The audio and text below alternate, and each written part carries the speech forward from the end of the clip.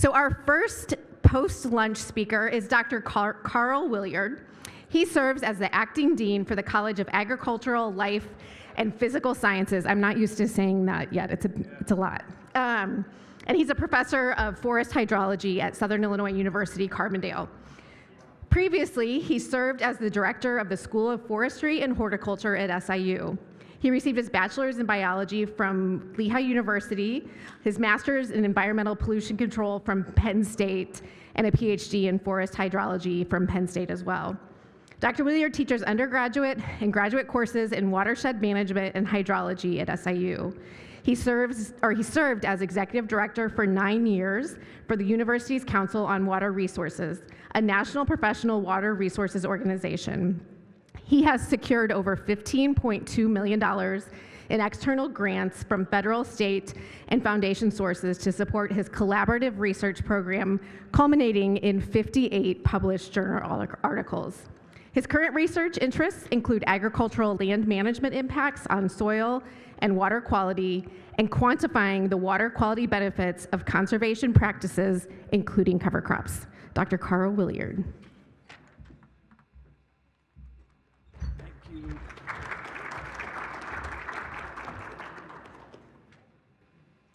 Well, thank you. Appreciate that intro. And I'll only be serving in that acting dean role, thankfully, for 1 semester. So I'll be back on the faculty and directing the school June 1st, just in time for our NREC SIU Field Day, which we'll have in mid-June. So I'm here to talk about a long-term project that was started over 10 years ago at SIU with NREC funding. So I really want to put a plug in how important it is to have a partner like NREC that is committed to some of this long-term funding, because it's difficult at the state level, federal level, to keep those types of projects going. And it's a big cast. There's a big team. I'm just going to show a slice of our results. We've had 2 successive PhD students, Gabir Singh, Ashani Thilakaratna, and now Noah Mardian is our 3rd student on the project, and you can check out his poster today. And then Amir Sajipur, John Schoonover, and most recently Eric Breivik is on that team. So I'm a water quality person, a hydrology person, and so I'm looking at this really from the water quality side of things. I think quantifying the water quality benefits of all these practices we've been talking about is super critical, because as one of the speakers this morning alluded to, we are going to have some numbers to go with all these different practices. How much nitrogen, how much phosphorus, how much sediment are we keeping out of waterways? So that's important. The big regional initiatives like the Gulf of Now America Hypoxia Task Force, and then of course the Illinois Nutrient Loss Reduction Strategy. We have some numbers, but they don't have bounds around them. We all know they have big ranges. And so we need that field data to show us at all scales, plot scales, and we really talked just at lunch about the importance of the watershed scale. And so I don't have time to talk about it today, but we did have a long-term watershed scale project looking at some of these issues too. Because I think everybody in this room, we want to continue to rely on voluntary adoption of these practices, right? So we're going to have to tell the story, how well are they performing, so we need that data. And of course, they accrue gradually over time. Sometimes 2-3 years, it certainly doesn't tell the story what 5 years, what 10 years tells. So that's where NREC can come in and really help with that. So get into it. Our objectives for this study, we were looking both at cover crops, three main cover crops: cereal rye, hairy vetch, and then oats and radish mix.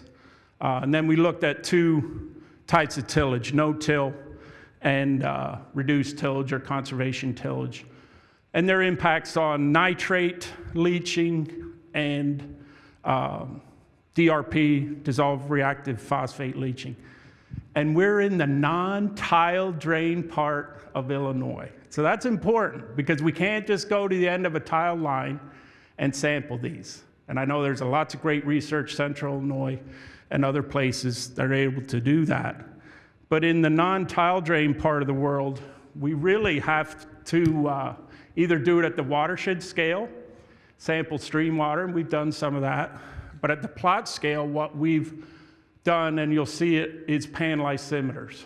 It's using pan lysimeters as sort of a proxy for what's leaching, not tension lysimeters, because that's looking at plant available water. That doesn't necessarily leach. So we're looking at gravity drained pan lysimeters. And I need these. Even though I can't see you, I can't see those slides either. We also looked at phosphorus stratification in soils. So that's a big concern. Are we seeing that? How much of that's occurring? And then, of course, cash crop grain yield and looking that over the long term. And lastly, Ashani did some good work looking at soil physical properties, bulk density, aggregate stability, biological populations, earthworms. How are cover crops, how are tillage impacting those? So here's our study design. You can see we started this in 2015. We have, as somebody said this morning, we have some clay pan to deal with there. So we are getting a lot of lateral flow when it hits that clay pan, moving through soil, contributing to stream water in our part of the world. Lots of surface runoff too. So we have a Hosmer silt loam there with a clay pan and some slopes too. And we got a good amount of rainfall, right? About average 45 there. And so the rotations, we looked at this as a system, right? So we wanted to mimic what some of the producers were interested in terms of cover crops. So cereal rye, we have cereal rye in front of soybean, and then hairy vetch or oats and radish in front of corn to see how this system functioned in terms of water quality and soil quality. And then we overlaid that too with no-till and reduced tillage.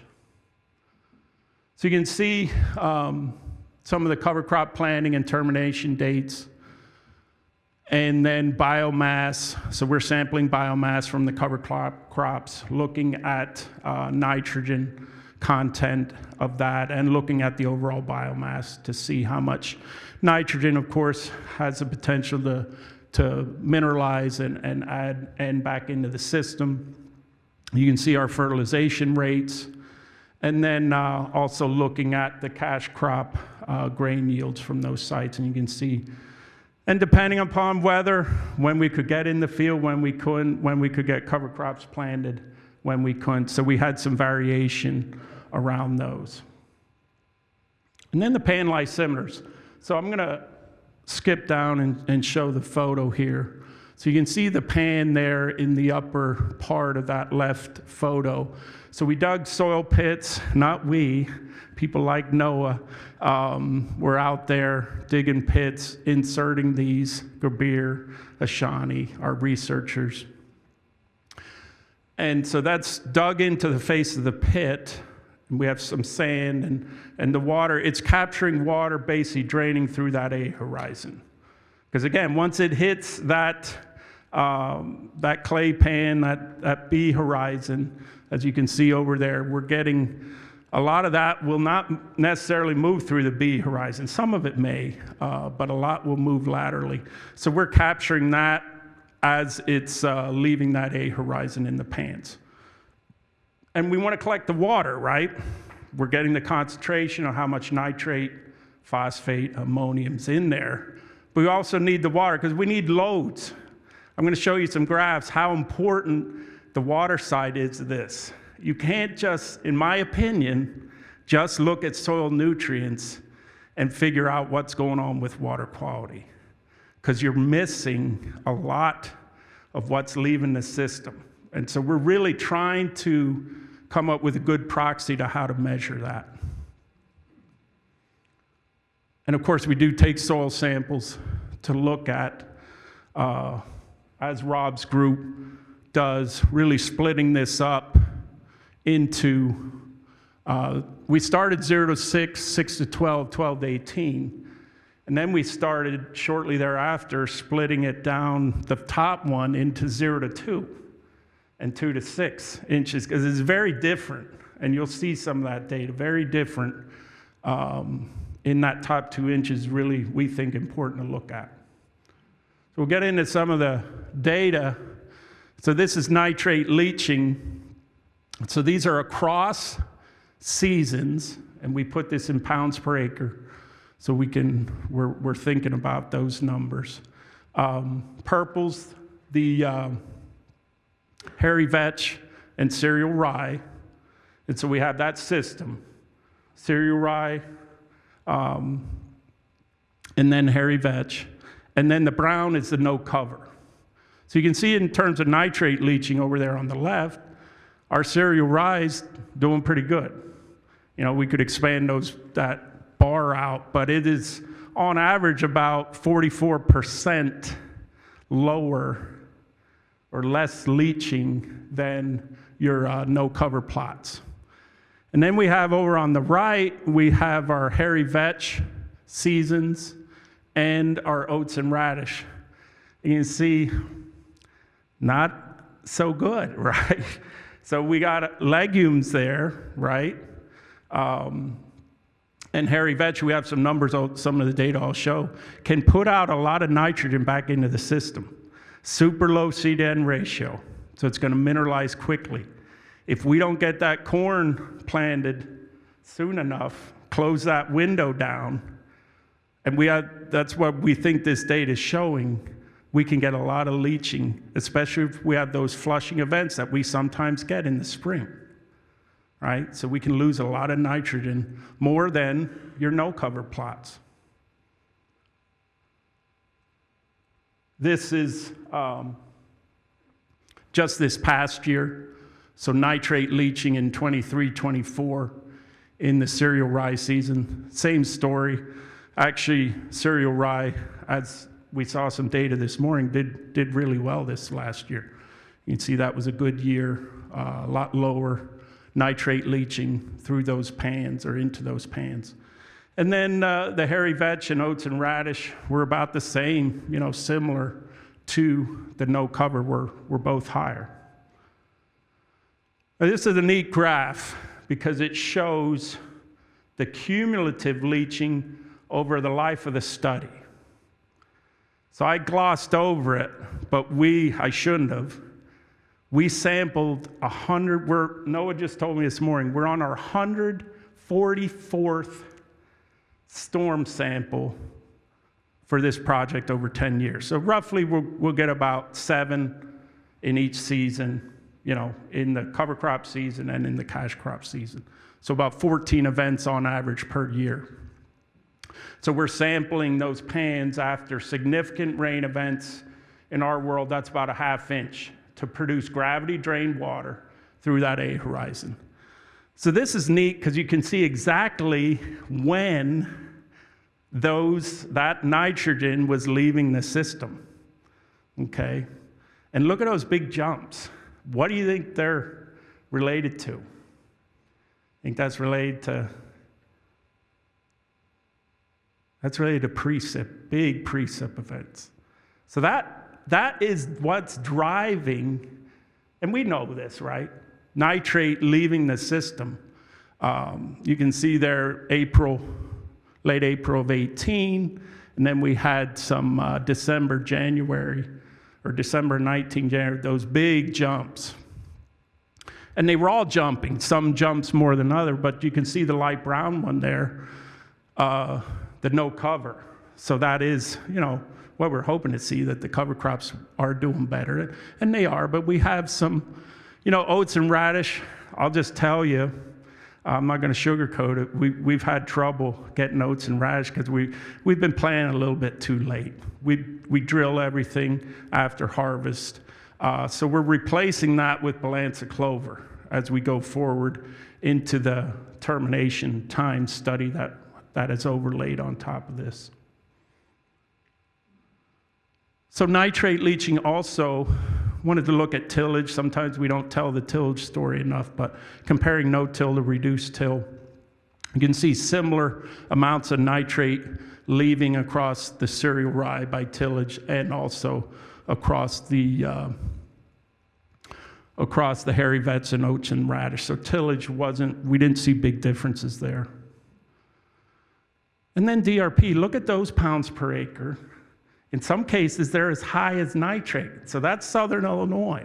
We can have some, and this isn't, a lot of people just talk about, well, it's just total phosphorus. This is DRP. This is dissolved reactive phosphorus leaching through the profile. And when I first used to present this data, people would be like, oh, that's not possible. But it is possible. We have this data, we have it for 10 years, we can show it to you. And here it is.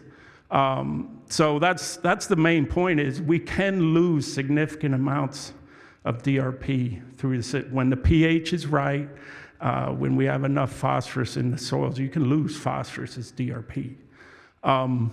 What we didn't see, you can see all A's across there, right? So we didn't see differences among the treatments per se, but we are losing some phosphorus. And then the phosphorus stratification question. So that's the idea. Are we getting phosphorus, more and more phosphorus up in those upper soil horizons? And this is just the most recent data NOAA worked up from 2024 sampling. And on the left is the 0 to 2 inches.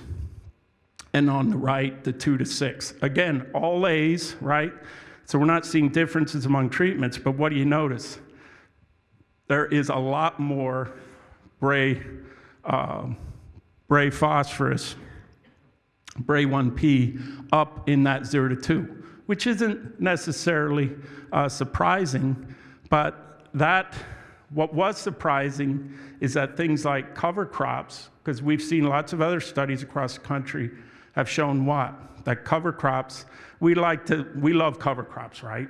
But that is one of the challenges. They can potentially contribute to phosphorus stratification by pulling up phosphorus from lower soil horizons.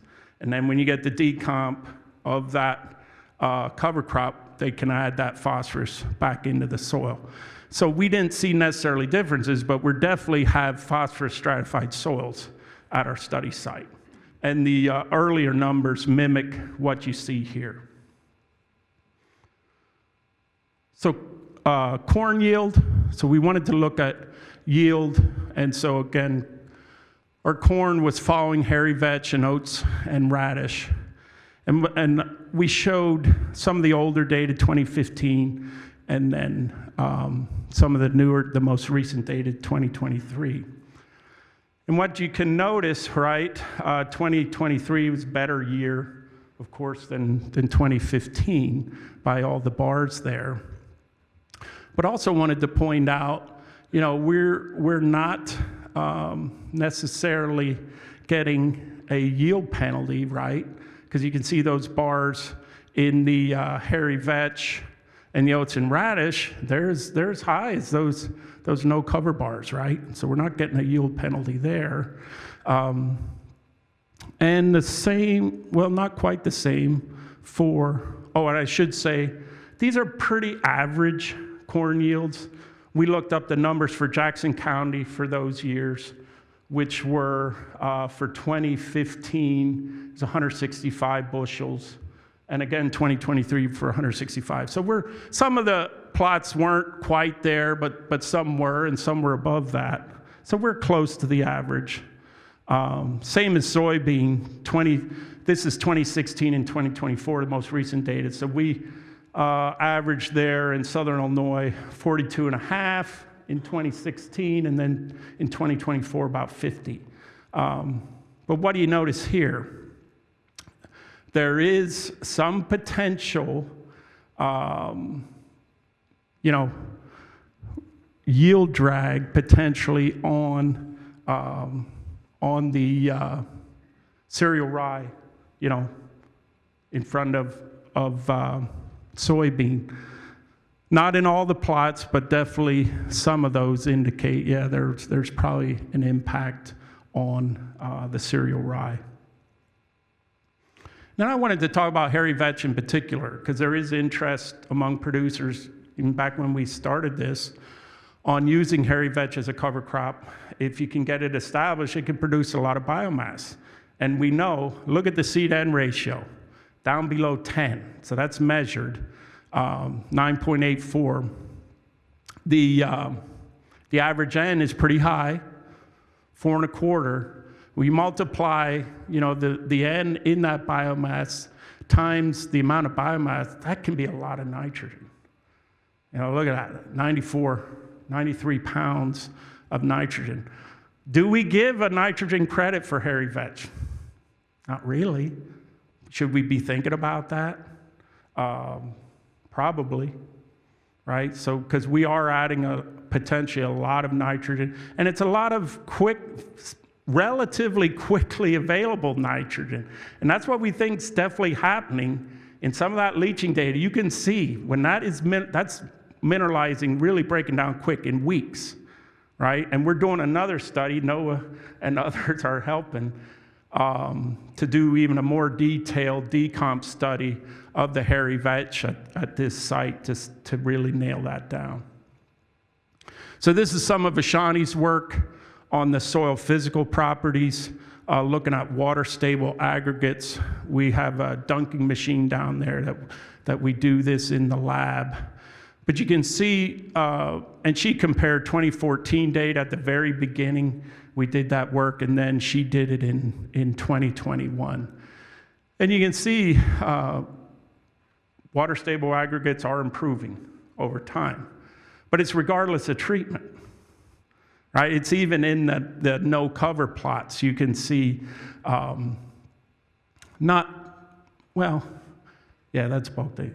Water stable aggregates in those no cover plots, it is improving over time as well. So we're definitely seeing some benefits of both the cover crops, but just the soils out there are improving over time in general. Bulk density.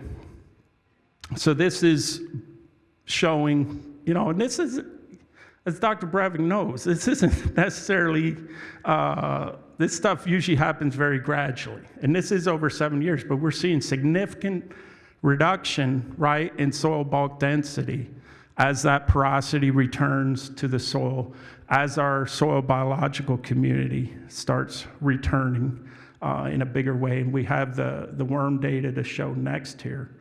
But you can see, comparing those treatments, look at the hairy vetch, right? There was bigger changes in that hairy vetch. See those two purple ones over on the right? They even decrease in a bigger way than the no cover plots. So certainly we think the hairy vetch is having some good beneficial impacts on the soil physical properties. And then our worm biomass. Worms are notoriously difficult to make. We had a worm shocker, we've used mustard, we've used but we settled on just actually digging out soil monoliths and physically counting the worms. Again, I say we, that's Ashani again. But you can look, this is worm biomass from 2014 to 2021. And what do you see? It's definitely improving. We got more worms there over time.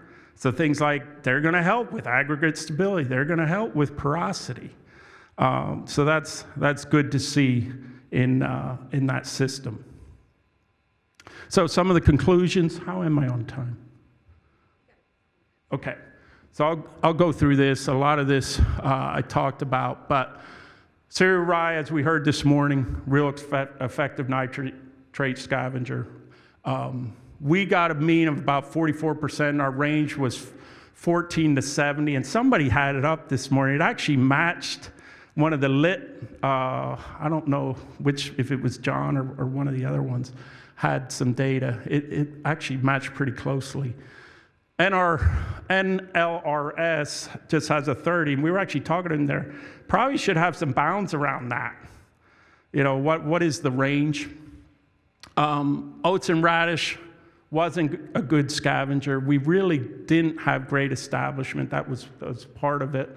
I told you about the hairy vetch. I will jump down. You know, we had little to no soybean yield penalties, possibly a little bit there due to cereal rye, but some of them did not show that. And then quickly, I want to show the next phase of this. It was good to hear people are interested in timing of termination, because that's what this study is really focused on, particularly with hairy vetch.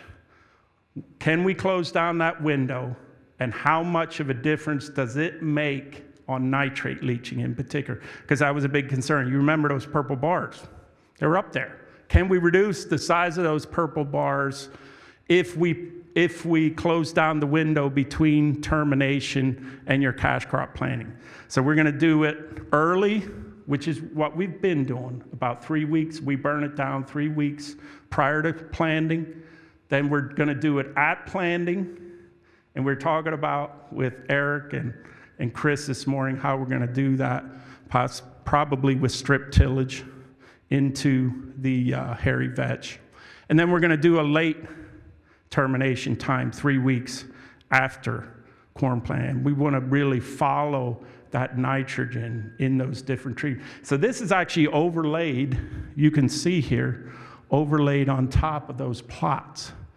So you can see there's smaller subplots, 3 of them, for the different termination times. So this is important because we're going to keep the big study going, but overlay this termination timing on top of it. So that's what I have. You can see one of the plots that we put in for that termination time study. So some good pubs have come out of this. A lot of Kabir Singh's work, Ashani, Noah will be working on those. So check those out. And there's more even on the watershed scale work, a companion study that John and I did. So again, thank NREC, big team of people.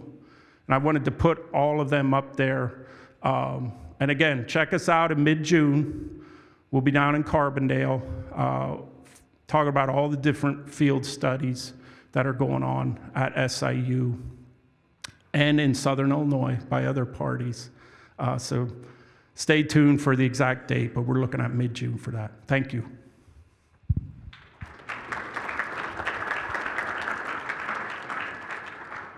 Thank you, Dr. Willard. Are there any questions for Dr. Willard?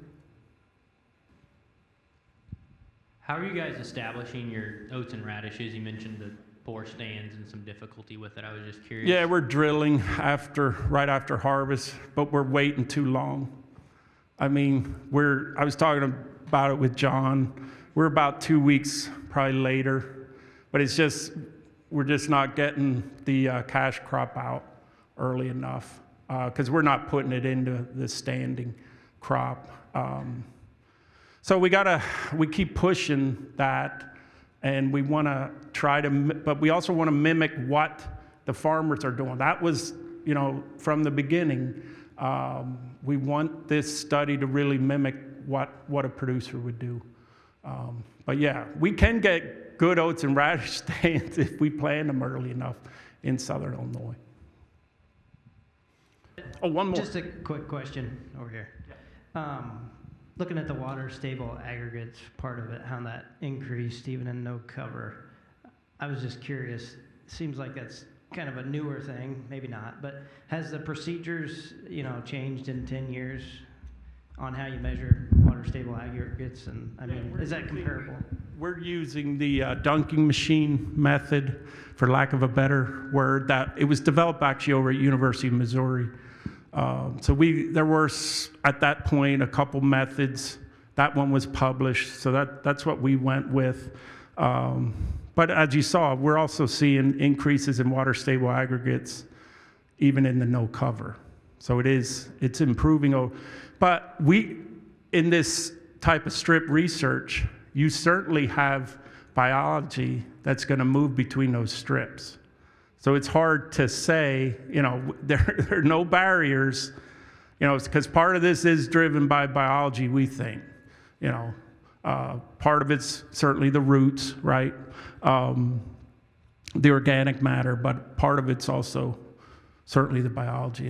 And the roots aren't going to, and that's why we do have the bigger strips and we do sample from middle of strips. But, I will say the no cover still has, what it has a lot of. It's certainly cover, but it's weeds, right? So we do have, and people talk about that, we don't like those weeds, but they certainly provide cover over the non-cash crop season. So there is cover out there potentially impacting this.